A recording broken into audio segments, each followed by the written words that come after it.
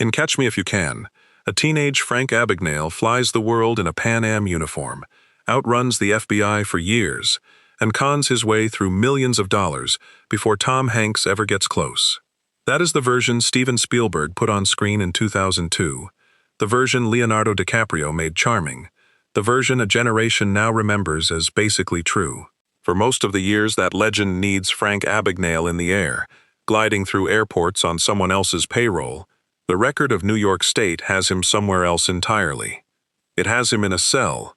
The wings on that uniform were a props fantasy built on an older one. The real Abagnale faked his airline credentials using decals peeled off a model airplane kit. A child's toy, a hobby shop logo, glued onto a borrowed look. That detail matters, so hold on to it. We are coming back to it in the last line of this video. Here is what the movie sells you, and what the paperwork says instead. The con that made Frank Abagnale famous was real, but it was small, and it was over fast. He was caught young, he was caught cheap, and the total on the case that actually convicted him would not cover a used car today. That is the first con. It is not the interesting one. Because there was a second con, and the second one came after the handcuffs, and it did not run for a few teenage months. It ran for 40 years, in the open, on a stage, with a microphone and a book deal, and eventually a Hollywood studio behind it. And you paid to watch it.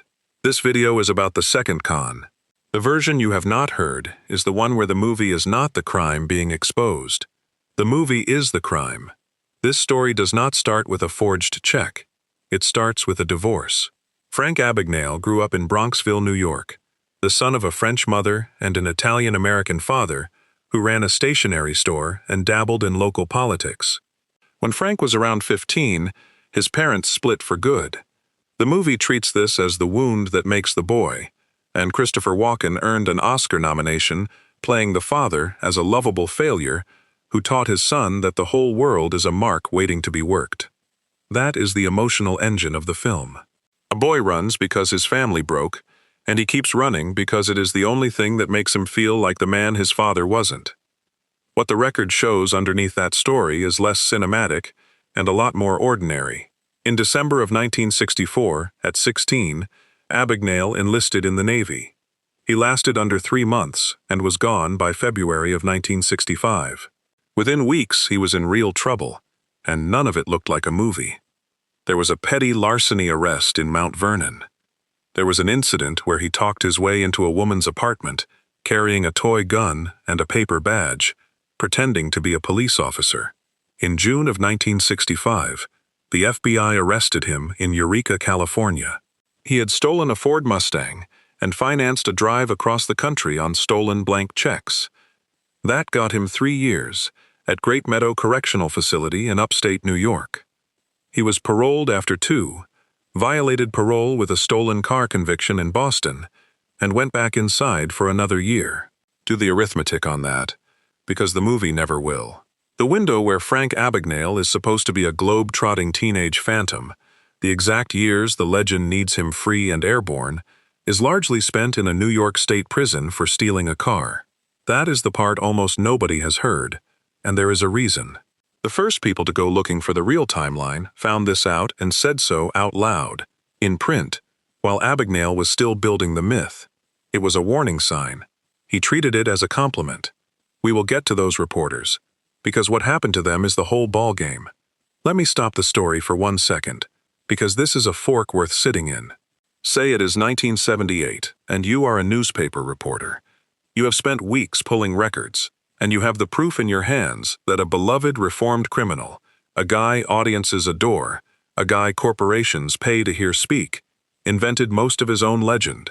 Running that story does not make you a hero. It makes you the guy who ruined a great story, the killjoy who took a fun redemption tale and turned it into a filing cabinet audit. Half your readers will hate you for it. So do you publish? Do you kill the myth? Or do you let people keep the version they love? Tell me in the comments, because 2 smart people can land on opposite sides of that. And if you are new here, subscribe. I pull these from court records and old newspaper morgues every week, and this one has a body count of buried facts. Now, while the legend was being printed, something else was moving through a newsroom, and it started years before Spielberg ever heard the name. Go back to the real timeline, because the real one is a straight line of small crimes and closing cell doors, and every link is documented. After Great Meadow, Abagnale surfaced in Baton Rouge, Louisiana, at the end of 1968, and started telling people he was a pilot. Not for long. Faculty at the local university and a minister saw through him, and in February of 1969, he was arrested, first for vagrancy, then for theft and forgery. He was convicted in June of 1969 and handed 12 years of probation, and then he ran again, this time to Europe. Europe is where the movie's most dramatic escape supposedly happens, and Europe is where the real record is cruelly boring. In September of 1969, he was arrested in Montpellier, France, after stealing a car and defrauding 2 families in Sweden. He served roughly 3 months in a French prison in Perpignan. Then Sweden extradited him, convicted him of fraud by forgery, and put him in a prison in Malmö for about 2 months, before banning him from the country and deporting him back to the United States in the summer of 1970. Follow the therefore here, because it is the spine of the whole thing.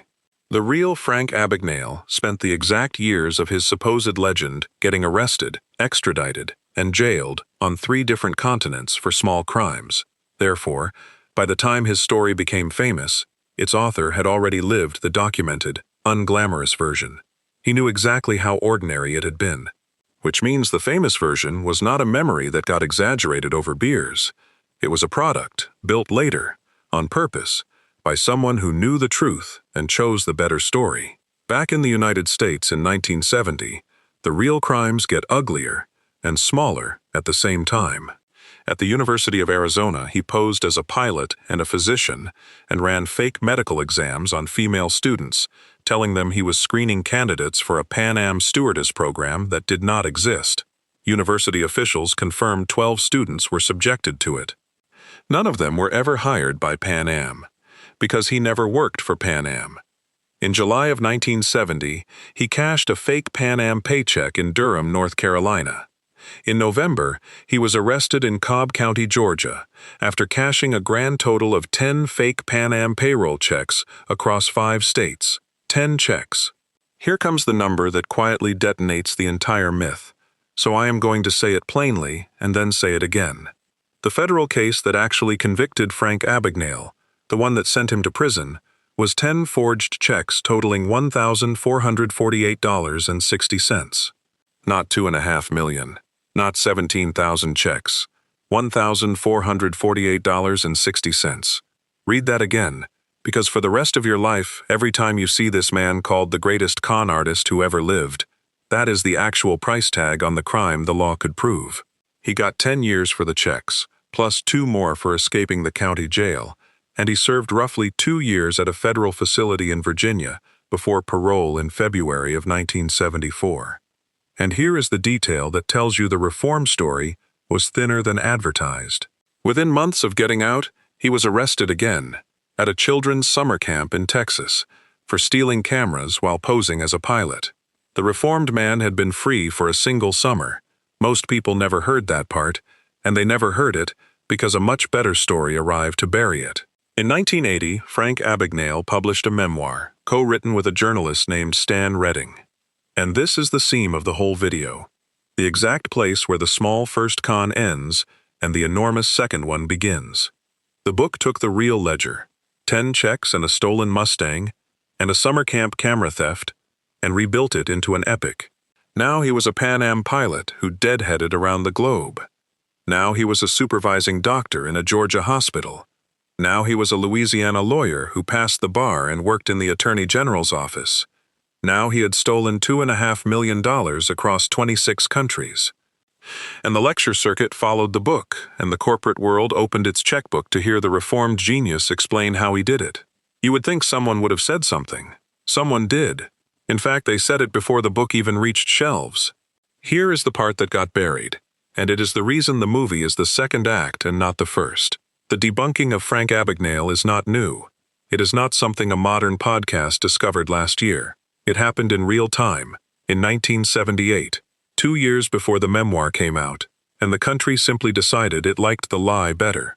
On October 6, 1978, a reporter named Stephen Hall published a piece in the San Francisco Chronicle that pulled apart one of Abagnale's set-piece stories, the one about robbing an airport security cash drop, and found it did not hold. Then, in December of 1978, an Oklahoma City reporter named Ira Perry ran a 4-part, front-page investigation in the Daily Oklahoman, timed to a paid appearance Abagnale was making in town. The headline told you where it was going. It said the reformed con man had not, in fact, quit. Perry went claim by claim through the legend and kept finding the same thing. The record did not back the man on stage. Perry did the work that should have ended it. He quoted a former FBI agent named Gene Stewart, who put the whole reformed genius industry in one question. "Do you hire a car thief?" Stewart asked, "to tell you about mechanics?" Of course not. And Perry got a Pan Am spokesman named Bruce Haxthausen on the record about the legendary $2.5 million check spree. Haxthausen said he had checked with the security people and everyone at the airline, and it never happened, and that you do not forget $2.5 million in bad checks. He said this guy is as phony as a $3 bill. That was 1978. The proof was on a front page, sourced, named, dated, before the book, before the lectures went national, before Hollywood ever entered the picture, and it changed nothing.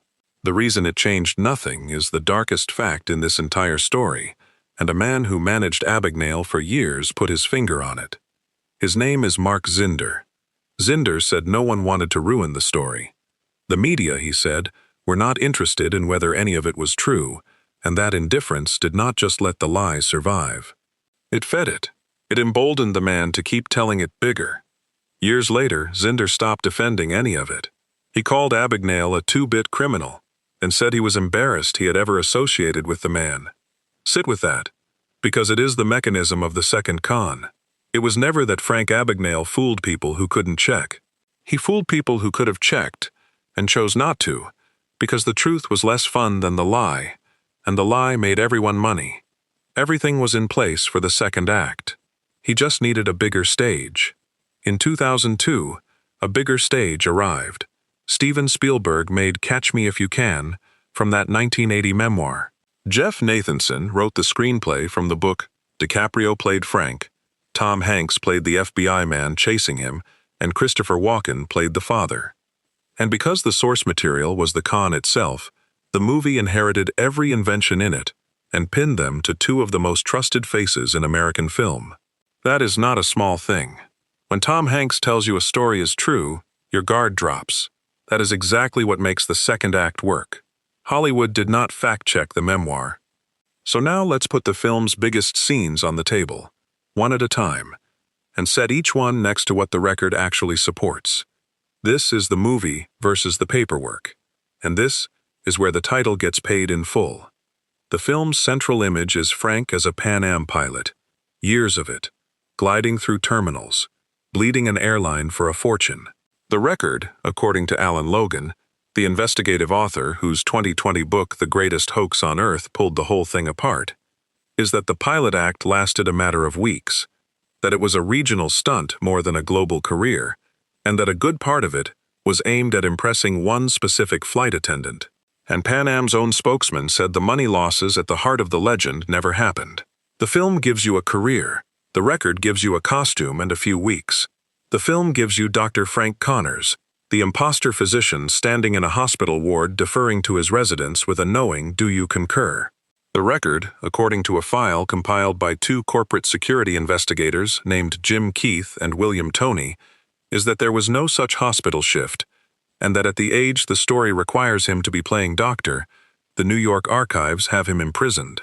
There is a real medical impersonation in the record, and it is not charming. It is the University of Arizona, the fake exams, the 12 young women. The movie took the ugliest true thing and swapped it for a wink. The film gives you Frank passing the Louisiana bar off a forged Harvard transcript and working in the Attorney General's office. The Louisiana State Bar looked, back in 1978, and found no record that he ever sat the exam under his name or any alias. A first assistant attorney general named Kenneth DeJean put it about as flatly as a public official can. He said the man is not an imposter. He is a liar. DeJean went further than words.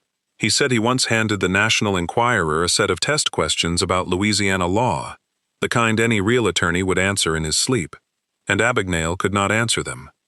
The film gives you, in passing, a sociology professor's stint. Brigham Young University checked. Their spokesman, Michael Smart, told a newspaper in 2002 that it was important to remember they were dealing with someone famous for being a liar, and that you got the feeling he could tell a good story.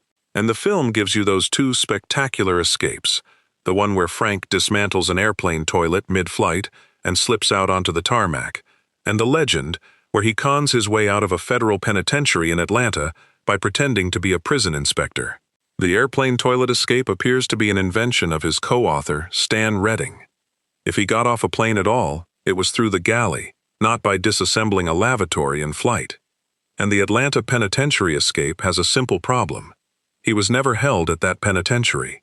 There was a real escape. It was from a county jail in Georgia, and he was recaptured 4 days later in New York. The pattern is always the same. Take a small, true thing and inflate it until it needs a stunt double. And then there is the romance, because this is the one that should make you angry. In the film, Frank falls for a sweet young nurse named Brenda, played by Amy Adams, and the whole thing plays as tender first love. The real person underneath Brenda was a Delta flight attendant named Paula Parks, and what the record describes is not a romance. According to Logan's book, which Parks herself contributed to, Abagnale followed her, showed up at her apartment, then talked his way into her family's home in Baton Rouge by claiming to be a pilot on furlough, and stayed in her room for 6 weeks. Her family fell in love with him, and then he stole roughly $1,200 from them, using checks he had lifted from inside their own home. Her sister, Charlette Parks, described the aftermath years later, and it is the least glamorous sentence in this entire story.